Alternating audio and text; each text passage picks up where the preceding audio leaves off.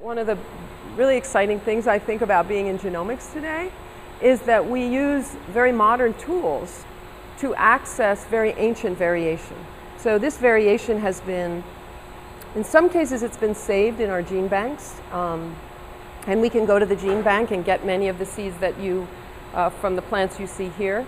But we also know that many of these are just growing as weeds on the sides of farmers' fields all over the rice growing part of the world, meaning mostly Asia and Africa. And just by collecting wild and weedy ancestors that nobody assigns any value to at all, we're amassing a larger and larger pool of variation from which we can draw and build our new breeding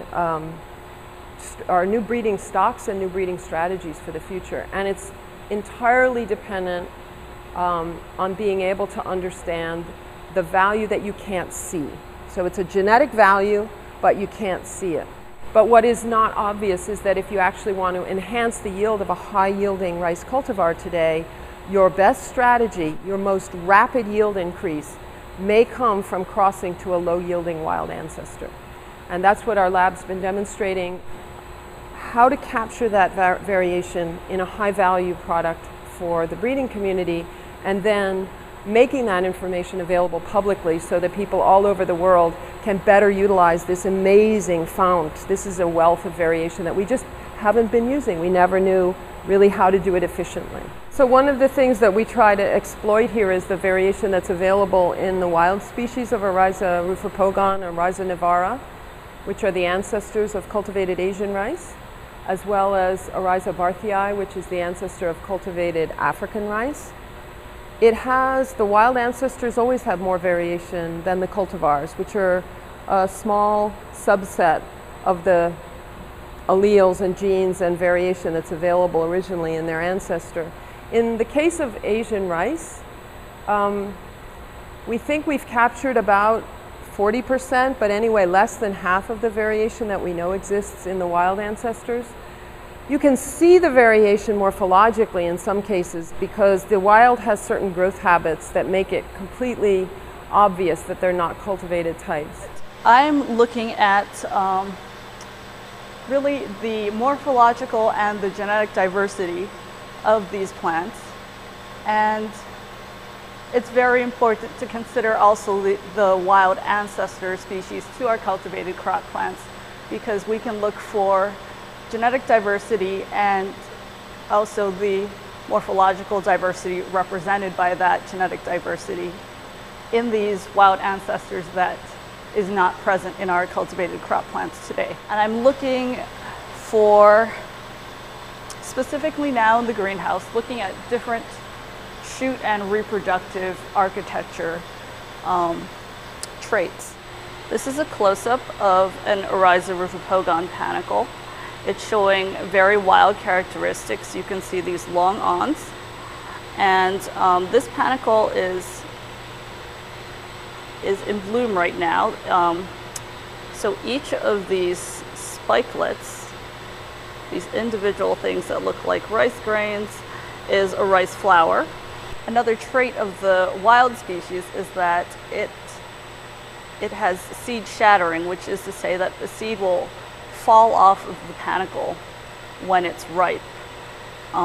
In the cultivated species, we've bred against shattering seed for non-shattering seed so that the seed stays on the panicle and is much more easy to harvest. But you can see that if I flick this panicle, the seeds that are ripe will fall off, and that is seed shattering. So what we're really doing is going back into the wild gene pool, and we're going fishing. We're actually trying to just randomly find things that are useful when they're introduced through traditional crossing into the cultivars. So some of the traits that we actually are able to capture include things like a tremendous boost to yield, even though the wild ancestors have very low yield potential. But it turns out that there are hidden or cryptic alleles in these wild ancestors that when you cross them over, they can enhance the yield of the best high-yielding varieties that we have in China, in Indonesia, in India, in the United States, in Latin America today. These are the lines that we've bred that carry introgressions or components of the wild ancestral species. This was one of the lines we used as a donor in a combination with a high-yielding US variety called Jefferson. And this is the kind of plant that is now outperforming its original Jefferson parent due to a small bit that was transferred from this wild parent. And you can see that the new plant actually looks very much like the original semi-dwarf Jefferson. It has good, thin, long grain type of seed, which is what the customer wants, the consumer wants. And yet it carries genes from this wild ancestor that make this plant yield 20% more than the original US variety that we started with. We're doing the same thing with respect to drought tolerance, aluminum tolerance, and a number of other traits related to both biotic and abiotic stress, or disease resistance, and nutrient uptake and ability to withstand heat or cold or water stress. So the outcome and the message here is that the variation in these wild plants, as beautiful and unusual and sometimes spectacular as it is not what we're transferring. What we're transferring are hidden traits, traits that you can't see, so that the behavior of the new plant is very much like what we're accustomed to, and we just get more of the yield that we want.